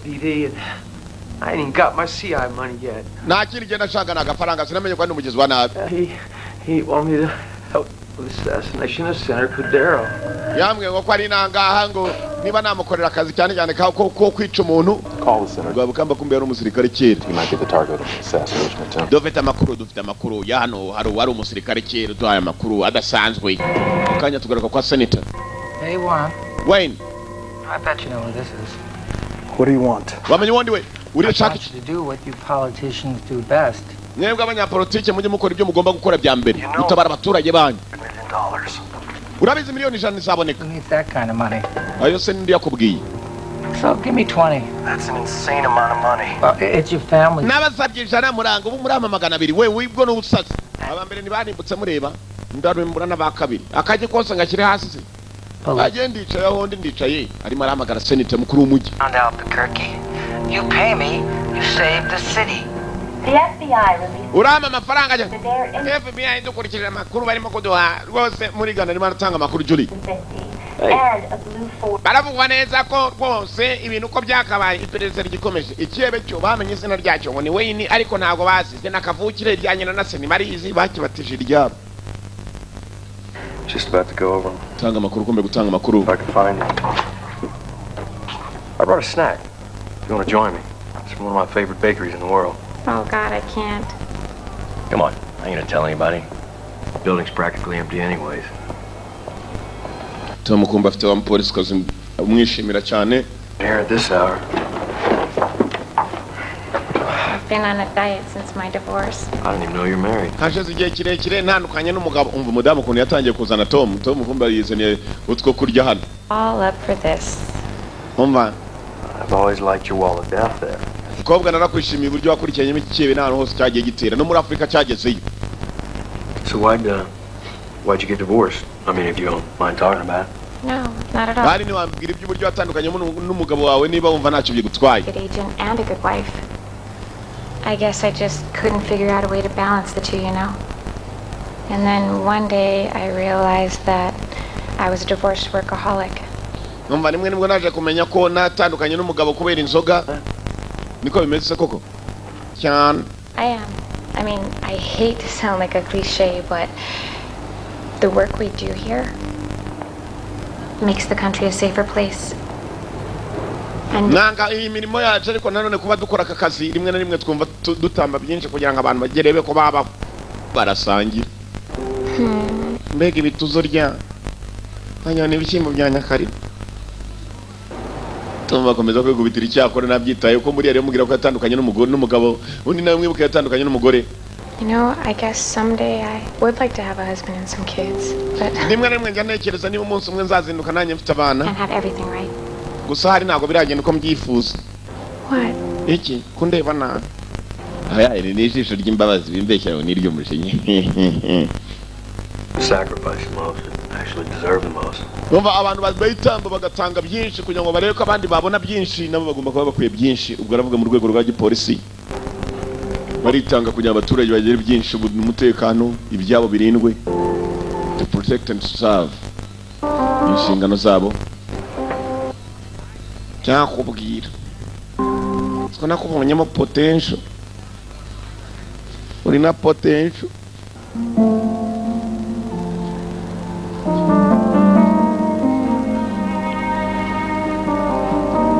Aha.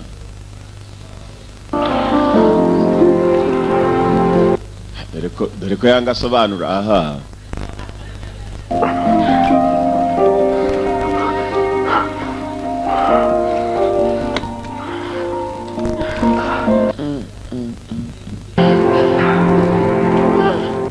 Mwihangane.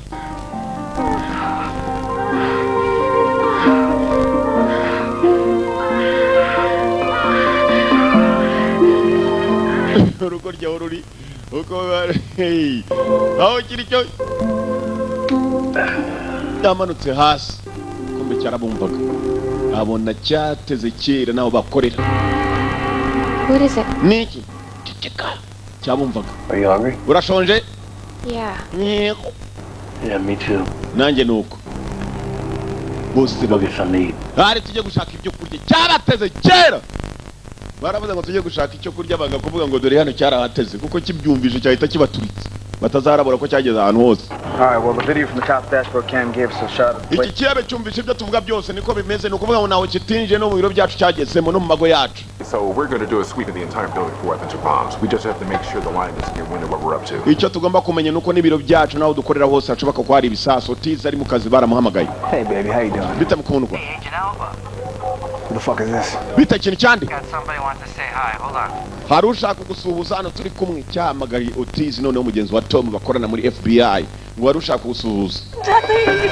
Ari banguruye simuzi. Mana nyagasani. Ho! You fucking touch my son. No. Gitutu kamukoraho. Kumukoraho namukozeho ariko ntacyo namutwaye. Yeah. I just need you to help close Panama. What the fuck is Panama? Urabizi neza ko wigeze ubaho muri Panama. Muri Panama nakoze yiki? See? Made her all upset. Ndakubwira icyo ukora. Cyaramamagaye Otizi avayo nta wundi muntu yigeze abwira ko cyamushimutiye umugore. Nothing, man. I'm just tired, you know. Tomorrow's the line's deadline, you know. Mrs. Sawana. Yeah. We have to scoop him up tonight, but we're gonna get him. He was in the FBI building, so I had to go through a background check. Kiriya gisiko ngo cyageze mu nyubako za FBI byanze bikunze tuzakibona. Turimo turasatira hafi. Where he is. Gito turamenya naho kiri. Kumbu yafite ikibazo cy'umudamu cyashemusi. Client's name is David Caplow. Izina rya cyakiyebe cyitwa David Caplow. Bakibonye n'amasura. Finally got through the records of the night cleaning crew. Turns out that he worked in this office about 6 months ago as a janitor. David Capro musuzume neza ubigisigaye no kumenya aho ari gusa. Downtown's running the books for any additional numbers, contacts, addresses. Tumenya abo bavugana nabo, abo bakorana, address ko akunda kubari. Name and face, guys. We're gaining on him. Twabonye isura ye basore kugira ngo tugifate ubiroroshye. Arakabas. Telefone. Hello, Tom. Bita Tom. Kahamagaye Tom. You know, it must kill you to know you've been this close to me, and yet you still have nothing to show for it. Umva ukomeje kugaragaza ko nkurikiranye ariko nafite ugaragaza ko ushobora kumbona. You know, I don't like your tone of voice right now, Tom. You can't catch me. You can't touch me. Ngo Tom ntabwo ushobora kumbona na nubwo wankoraho. Gicucu nzakubona. Well, you must have sucked down too many tequilas down there in Mexico. Muri Mexico cyeka ko wigeze umbonayo cyangwa se wigeze unyumva ariko wakoze amakosa ntabwo wigeze umbona. Did you kill your wife and blew up that hotel right in front of me? Kwita umugore wawe ngaturitsa n'iriya hotel cyeka ko wasambana ufite umujinya ndabizi. Even pissed in your fishbowl. Ndetse nageze n'iwawe udufitwa ufite mu gacupa natwo ukamuraho. I'm going to hurt you, Tom. Nzakubabaza Tom. I know about your new girlfriend. I guess you're... Nzi niba igikobwa cyawe gishasha ufite muri iyi minsi. Morning. Nzakibabaza nacyo. I'm going to make it long and painful for your little Chiquita. Ngiye kubigira ibintu birebire kandi shabi kubabaje sha uraza kubabara igihe. What more do I have to take from you? You're not taking anything from me again. Ntacyo wakongera kunyambura wa kigoryo. Natangira kugituka. You, Tom. Kiramutuka. Want to escalate things? Fine. Tom, here's a number. You can't catch me. Ntabwo wankoraho. I'm invisible. I'm invincible. Invisible ntabwo mgaragara na nubwo mboneka. I know your name. Kumbe bamuhaye na nimero yacu ya telefone mpamagarira nimero y'iki kigo cyitwa David Caplo. Nimero umukobwa arayihamagara. When that picture hits the airways in 20 minutes, the whole world's gonna know who you are. Umva nzi sura yawe ndetse nanone nzi n'amazina yawe. Your life is over. Ubuzima bwawe bwarangiye. Aragikupa ndapfuye we yamenye. Ahita ruhamagara no kuri telefone nimero yacu yarayifite noneho. Gap is closing, motherfucker. Umukino nanjye wagicucu ndapfuye tu. Ho! A lawyer representing David Caplo just called the office. Caplo has agreed to turn himself in at 2 p.m. Uburanira Caplo mu nkiko ye nibwo agihamagara nanga ku biro bya FBI atubwiye ko Caplo ayemeye kumanika amaboko not to seek the death penalty. hanyuma kandi akemera kwemera icyaha ngo niba leta itari mu mukatire igihano cy'urupfu muri Amerika kiracyariyo. 143 active leads regarding Caplo's truck incident. Dufite Caplo anu yagiye atega muri Sudan inturo 143. Caplo decides to walk in here with C4 strapped. Caplo ashobora kwinjira mwana afite igisasu ngo araje amanitse amaboko kugira ngo twese duturike. Rero ndagira ngo abapolisi bose mabwire bitegure kumbe Caplo ntabwo akora wenyine afite abapagasi dorapagasi hejuru. Baracunga ibiro bya polisi hasi. Mwitegure mucunge hanze Caplo atatwinjirana nabaje amanitse n'amaboko. Nuko banza kumusakira hakurya tukareba ko nta bisasu yitezeho. Dore abapolisi b'amashinge FBI. Kumbe Caplo ntabwo ari wenyine ahubwo afite abapagasi. Abaginga sana. Bose bosi barabona bosi yapfa kujyayo ra kandi ari bosi. Assistant. Listen to these questions. Did you meet with the lion? Answer yes, that was true. Did the lion offer you a job? Yes, that was true. Did you refuse the job? Yes, that is false. Is the lion yatangiye kujya mu kirego rwa Bukamba bamubazaga. True. Are you informing on the lion? Answer yes. That's false. Biriya mugabo nawe yaratubeshe. Menya arimo gukorana na Caplo. That's that he paid Skittles to come here and tell us that he was going to kill the senator. But there'd be no advantage in that. I don't get it. It makes no sense. I know his name now, though. So I'm gonna track his whereabouts. Compare that to the whereabouts we have on the live file. Ubu igisigaye ni ugushakisha Caplo ahantu ari. Caplo turamutse tumenya ahantu ari ibintu byose biraza gutungana. Wait and see what the CIA has. And Panama keeps... Bakira umukobwa yaje guhamagarwa kuri telefone. Yeah. Yego? No. Oh yeah. It's not a problem. Nta kibazo. I'm going that way anyway. Buretse. All right. Sawa. The self-storage garage manager called, said he saw the press release. A guy who fits the description is renting a storage unit from him. I have to go check it out. Call me if anything interesting happens, okay? Umva nihagira ikibi cyari cyo cyose kumamagara ko bari bamamagaye ngo harundi ufite ukubina akeka kuri Caplo ni umuntu akeka ko ari ikibereka tujye kumureba. Okay, Senator, I've got the first half of the money. Umva Senator, amafaranga yanjye wayateguye miliyoni 200. Uravuga ibiki? I'm emailing you 40 addresses now after you verify that they're legitimate. Ndakohereza adresse nka 40 z'amabanki ugomba kunshiriraho ndahitamo imwe hanyuma kandi ikindi nuko wakwitegura. Addresses. Ikindi kandi umenye ko ufite umuryango ndawufite. Kibe kikurura umuryango cyane ngeze kikagukoresha ishaka. Wa mukobwa wamuhamagaye ushobora kuba afite amakuru ya Caplo ahantu yaba ari cyakihe. Nawe yaje mu modoka agiye gushakisha ngo amakuru yewe hari umuturage wamuhamagaye.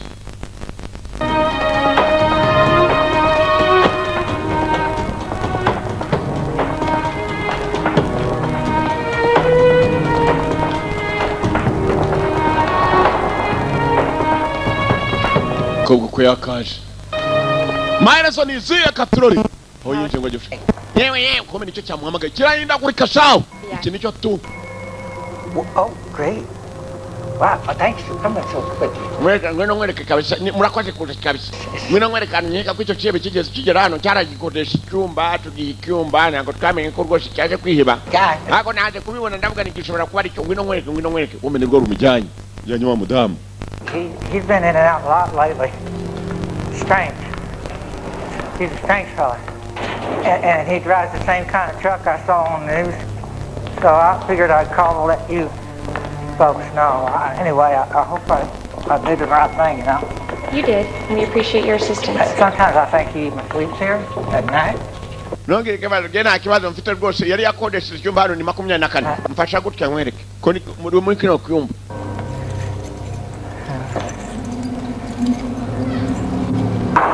Kobwa nazi kijya mbere rwiberuraha David Kaplo bacitaga Wayne baje kuvumbura ko cyitwa David Kaplo mu nyuma ko cyaka mwijije kobwa ki kandagiramo indani yabonye yorukorera tu bisasu. Tom, give me LEU forensics and backup.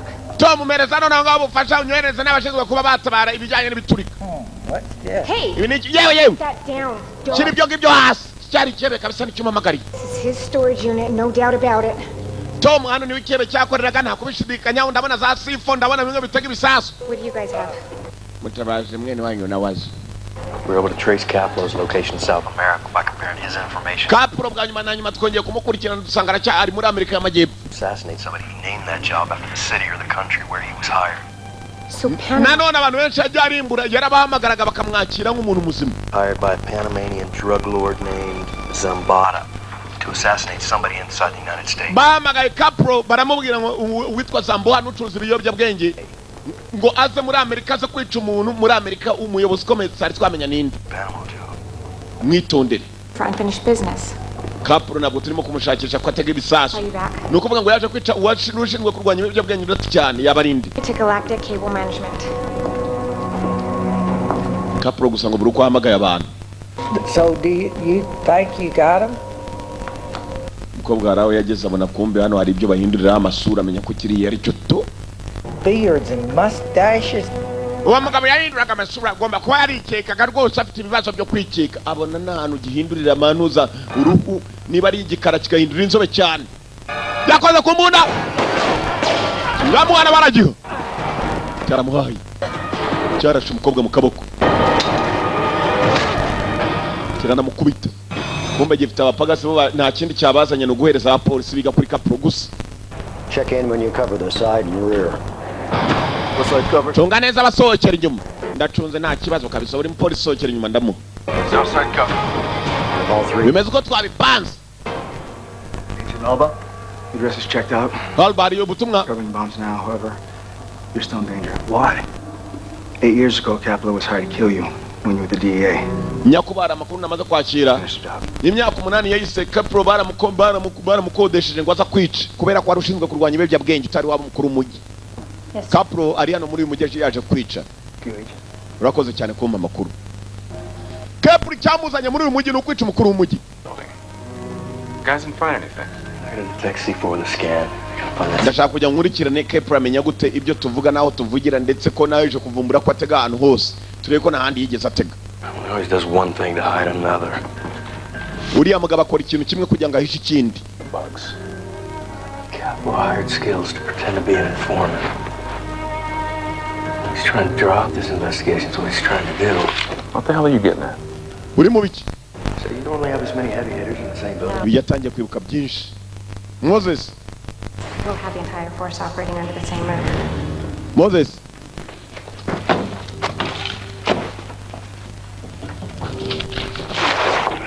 Nze neza kumba meza bahoraga bicayeho ikigabo kirabumva kandi cyarateze. He's trying to get rid of all his enemies in one shot, right here in this building. Every desk is packed with this much C4, it's enough to level this building twice. Mugabo ntabwo yateze aho atubwira gutega gusa ahubwo ibirindiro bya polisi byose yarabiteze. Bakira uko bayivuga ngo bagiye ku. hari imodoka yahageze ngo Kepler arizanye yewe ni wese cyangwa. Copy that. Move quickly but carefully. Grab your files if you can. Musoke twavumbuye ko hano hantu hatezwe kandi mwitonze ibyandiko byose mubikuremo tugende. Kepler's lawyer showed but not Kepler. Uburanira Kepler ni ugeze hano none ahangaha Kepler ntabwo yahaje. Kepler yabateze kera mu biro byabo batabizi. Aka na polisi basuka yewe kumbe target.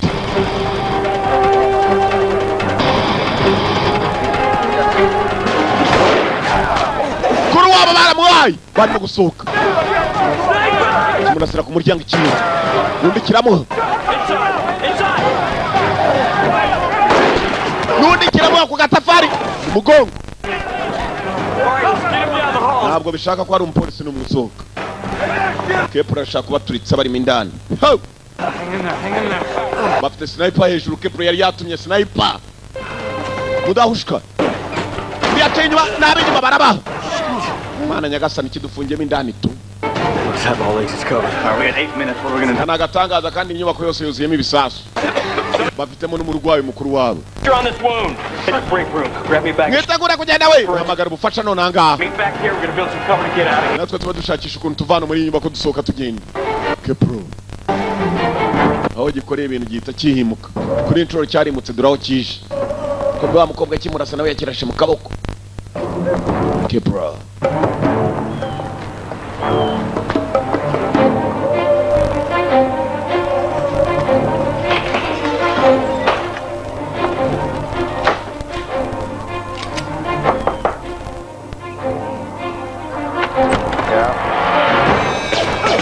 Baya! Kugukomangira kwica yinjira mu nzu yawe akaba ari hakorera. Uwo cyaramurangije kirangije cyongera kugaruka mu modoka. Umuturage kishe kimwiciye iwe. Sinza kuri wa mukobwa cyarashe cyamurashe mu rutugu akaboko hafi yakoze karavunika. Understand? If you move, I'll blow your brains out. Urava uri nakubwiye ndaguturitse ubwongo buve mu mutwe. Mukura ipingu. Get up. You have a little too much to drink. I'll break your arm. Binono nanga tugende. Fata akaboko kazima kandi kavunaguritse kubera amasasu. Tugende. Cyari cyarashwa polisi kazi wa FBI.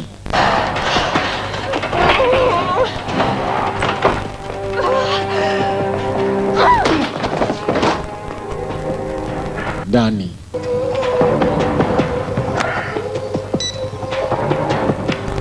Confirmed bombings, 18 murders. Ka telefoni je tutajya amagaro teams. Listen, secure way right over there. Amy's fine. When I get word you completed your task, as promised, I'll let her go. Nagusezeranyije uramukoze ibyo nifuza. Umugore wawe ni umupfu ica uwo mugabo nabindi. Umugore wagenda ari muzima. Bagitumye kujya mu cyica umukuru w'umujyi. Umukuru w'umujyi nanowe cyamutumye umupolisi ngo natamwica kiramwicira umugore. Hakuno arabashaka gusohoka cyari cyabafungiye mu nyubako cyohereje abapagasi bacyo. Umva ibi bipapuro biraza guteza umwotsi mwinshi. Umwotsi mwese n'utuma dusohokana basane batakitubona. Bana ikibiriti. Right, listen up. Are we close to getting him? No, whole place is where with bombs. Officer been shot. Saduhereje mu nyubako. What are you talking about, Ryan? Ngibiki. Made a deal with him. Gifite umugore wanjye. Man. Rhino, you get it fucking together. Cyanyohereje kwica umukuru w'umujyi. Biki? Ntabwo wabikora ibyo bintu. He's got me in the same place. Cyangeze nko nawe cyakugize bwa mbere. I can't let him take my little girl, Tommy. Ngo ni nica umukuru w'umujyi kiranyicira umugore. Sorry. Ntabwo nakwemera ko cyica umugore wanjye Tom. Ngiye kwemera meya mwica. Kandi rurimo rurabivuga ruhagaze imbere y'umukuru w'umujyi. Umupolisi. Yashaka ko basoma. Agent Alba. Albert, umeze neza Agent Albert? Yeah, it's up. Yega fund. Family issue. Ni ikibazo cy'umuryango. It's family affairs. Ngo ni ibibazo by'umuryango. Umukuru w'umujyi yaketse ko yapfushije nyina. Komba umukuru w'umujyi niwe ugiye gucaho. Ni warimo kurira ariko kurira umuntu ukiri muzima. Burapfuye 10. Abaheje abapolisi mu ndani mu nyubako. Nta kindi bakoze. Batangira kunagayo. Imyotsi myinshi cyane barayigiteza cyacyabe kiri hanze. Urusotse mwibuke kiramupima bagiteje imyotsi myinshi nta muntu kiri bubone. Ko cyagapimye kibona imyotsi itangiye kuza aginga cyabanye ni imitwe. One more. Get him ready. Kamwe kanyuma ni nkanaga dusohoka ni nkanaga dusoke imyotsi baye myinshi. All right, guys, we ready? Usara nanga murwayi vuba tugende. Ntabwo kikibona.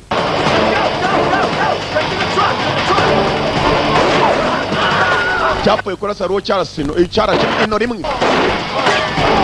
ndasa kitareba.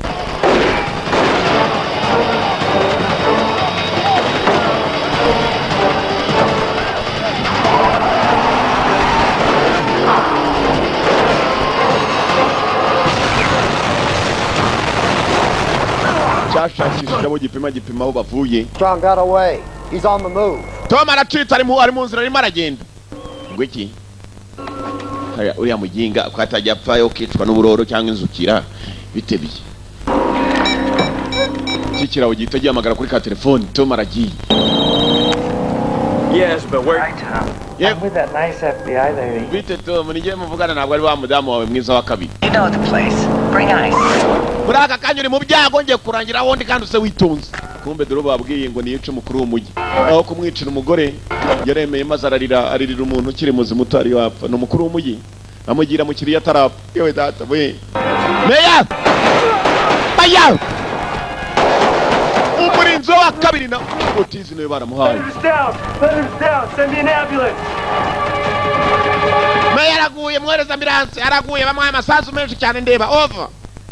Cordero and Alba are dead. Panama's closed. Is it confirmed? Yes. What do you want me to do with Alba's daughter? Let her go. Toga mureka gende. Tom yari yizanye. Tom there.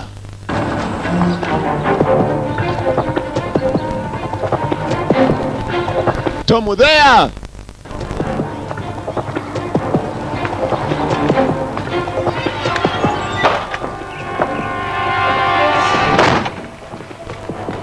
Nyirinzu bamwishe kare. Yapfuye akoze no kumuhumetsa. All habits die hard. Komeje wayigeje mu shangwe no witonze. Wa mudamu kirongera kimutega igisasu umudamu wa Tom wa mbere. You could save yourself like you did 8 years ago. Nabikoze nk'ibyo nakoze mu myaka 8 isi. Come down and try to save your girlfriend.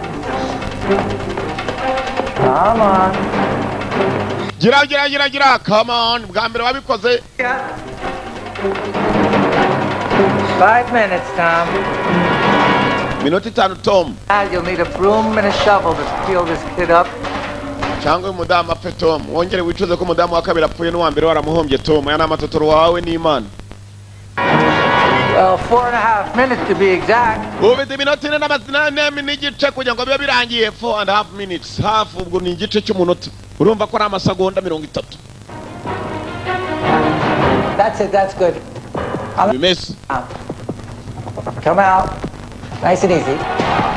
Would you throw that down now? Nice. Ukavuga kandi buhoro witonze imbunda yikire hasi. Okay. That's good. Yeza. Hurt you. Inagire hano. Come. Inagire hano Tom we. Boy. Yes. Kimwa mu kaguru. Kimwongera mu kabuno. Kigabo kira.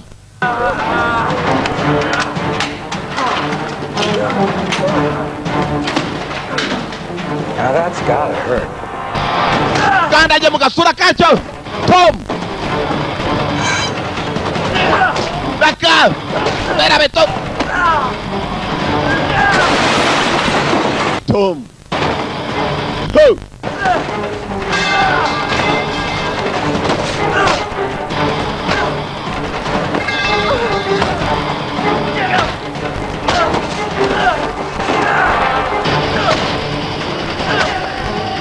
Kumi.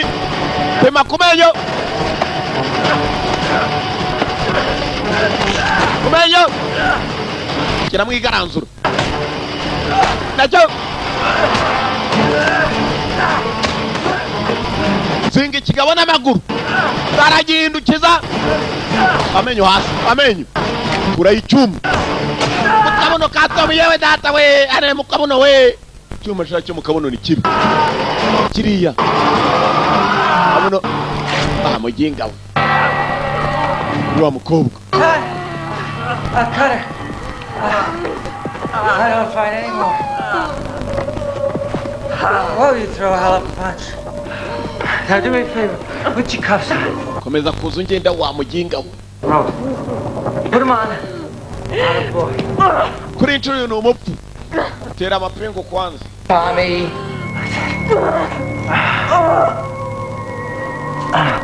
Good. The other one, please. Let me see. Open hands. ngura amaboko turebe niba wifunze urabura umunota n'igice kugira ngo igisasu giturike. Don't cry. That'll be okay. Kobwa muraza gupfa neza humura murapfa neza nari. Hanyuma Tom. You know you're gonna get shot as soon as you walk out that door. Give me the vest. Ukiva muri urwo rugi uraza gupfa byanze bikunze abapolisi baragutegereje meresi yo jacket ya wa muswa. Ya jacket wambara ku buryo bakurasha utapfa. Arayikinagira. Thanks. Urakoze Tom iruko ridashira. Cyarangije kare kubatega igisasu kirimo kirabara hejuru y'umukobwa. Tom yaricaye atangira gutekereza umuntu wa mbere yarapfuye bari kumwe. Akaboko maze agashyira ku kirenge cyegiye gukora nicyo ntazi. Urwiboko rwagasohotse. Kumbe polisi yari irimo gusesekara hanze. Ruze ngo ruragiye yewe. Polisi. Imodoka yageze yari imwe. Kumbe kije cyambaye vest gifite na badge cy'iby'umukobwa. Get on the ground now. Nuva uri wa musore nuva uri. Yes sir. No, don't shoot. I'm on the job. I got an officer down. I'm FBI. Du mu FBI nagubana bajyanye mu ntoki. Dore na main vest. Nukoki.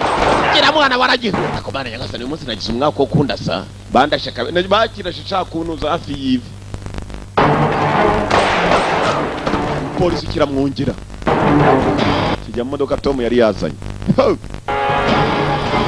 Cyongeye gucika.